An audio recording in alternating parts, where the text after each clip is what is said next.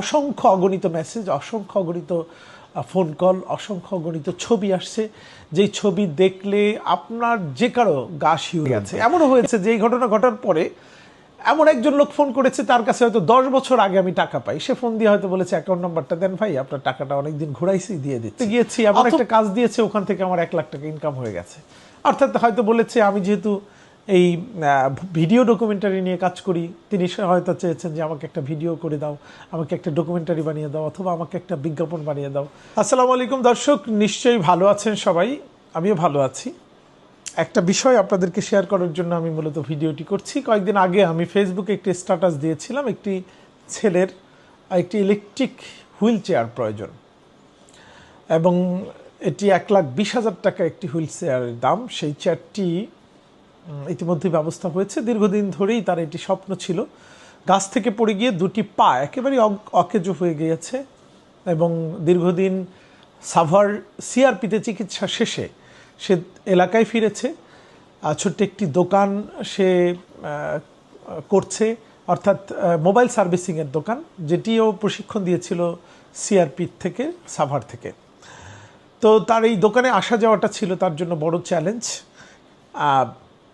ইতিমধ্যেই সেই chair manage হয়েছে। আমার ইস্যু সেটি নয়, আমি যে বিষয়টি নিয়ে কথা বলতে চাই, এই আক্কাসের জন্য চেয়ারের আবেদন জানিয়ে ফেসবুক স্ট্যাটাস দেওয়ার পরে শত শত মেসেজ আসছে, রিকোয়েস্ট আসছে, এমন এমন বিভৎস ছবি আসছে, পঙ্গুত্ব বরণ করে বিছানায় থাকতে থাকতে পিঠ পচে গিয়েছে, কিন্তু চিকিৎসা করাতে পারছে না, একটি হুইল চেয়ারের প্রয়োজন, আর্থিক সংকট, নানান ধরনের আবেদন। মানে এমন এমন ছবি, আমি কিছু ছবি সংযুক্ত করার চেষ্টা করব, এবং কিছু ছবি দেখে আমি একটু ভেরিফাই করার চেষ্টা করেছি। ওই এলাকার আমাদের সহকর্মী যারা রয়েছেন তাদেরকে পাঠিয়ে তাদেরকে একটু ক্রস চেক করানোর চেষ্টা করেছি, এবং দেখলাম যে বিভৎস অবস্থা, এত অসহায় মানুষ বাংলাদেশে চিকিৎসাহীন অবস্থায় এভাবে বেঁচে আছে, এটি কল্পনা করা যায় না। অথচ এই চিকিৎসাটাই হওয়া উচিত ছিল মানুষের সবচেয়ে বড় মৌলিক অধিকার।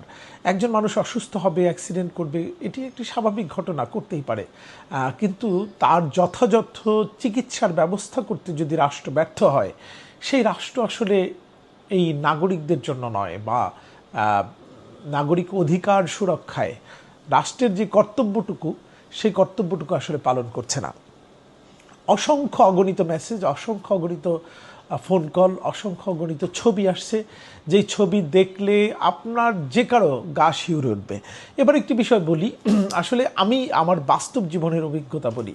হয়তো মাস শেষে স্যালারি পেয়ে হাতে 10,000 টাকা আছে, এইটি দিয়ে বিদ্যুৎ বিল দিতে হবে, গ্যাস বিল দিতে হবে, সিকিউরিটি গার্ডের টাকা দিতে হবে, অর্থাৎ কমন বিল দিতে হবে, সার্ভিস চার্জ দিতে হবে।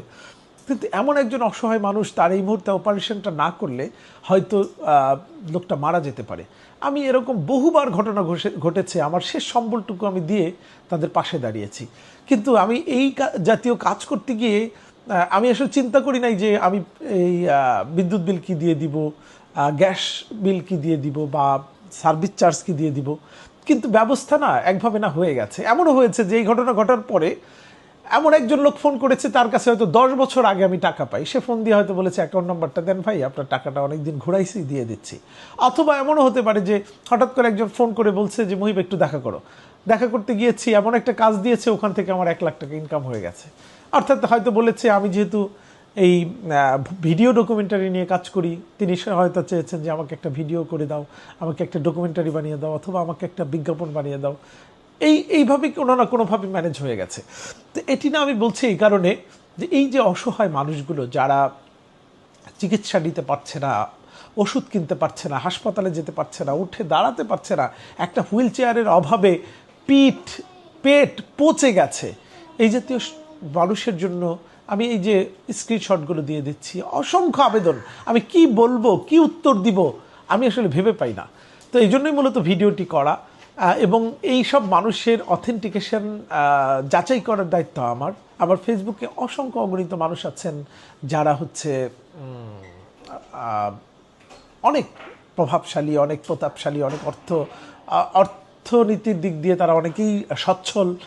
এসব মানুষের প্রতি অনুরোধ যে হয়তো এই টাকা পয়সা এটি হয়তো পৃথিবীতে আপনি থাকবেন না, কিন্তু এই টাকা পয়সা কবরে কিন্তু যায় না। কিন্তু আপনি মানুষের জন্য যদি কিছু একটা করে যেতে পারেন, এটি আপনার জন্য যে কতটুকু, কত বড় আত্মতৃপ্তির, কত বড় এটি আপনার সেলফ স্যাটিসফ্যাকশনের বিষয়, সেটি আসলে আপনি এরকম 2-4টা কাজ করলে আপনি বুঝতে পারবেন। আমি কাজগুলো করি আমার নিজের আত্মতুষ্টির জন্য, আমি অন্য কোনো কারণে করি না, অন্য কাউকে দেখানোর জন্য করি না, আমার নিজের ভালো লাগে এবং দিন শেষে আমার একটা মানে শান্তির ঘুম হয় যে একটা মানুষের জন্য কিছুটা হলেও করতে পেরেছি। তো এইসব মানুষের জন্য কি করা যায়, আপনাদের কাছে পরামর্শ চাই। এই যারা ইনবক্সে বারবার নক করছেন, বারবার মেসেজ দিচ্ছেন, বারবার সাহায্যের জন্য কান্নাকাটি করছেন, অনুনয় বিনয় করছেন, এই মানুষগুলোর জন্য আসলে আমার মতো এত ক্ষুদ্র একটা মানুষের পক্ষে কিভাবে তাদের পাশে দাঁড়ানো যায়, সেটি আপনারা অন্তত একটু পরামর্শ দিয়ে হলেও ভিডিওর কমেন্টে জানাবেন। আপনাদের সবার জন্য শুভকামনা। যারা আমার এই কথায় বিরক্ত হবেন তারা অবশ্যই ইগনোর করে যাবেন। আর কারো মধ্যে যদি মানবিক বিবেকের উদ্রেক হয় এবং মনে হয় যে এরকম মানুষের পাশে দাঁড়ানোটা উচিত, তাহলে আপনাদের কাছে আবেদন জানিয়ে রাখলাম। সবার জন্য শুভকামনা, সবাই ভালো থাকবেন।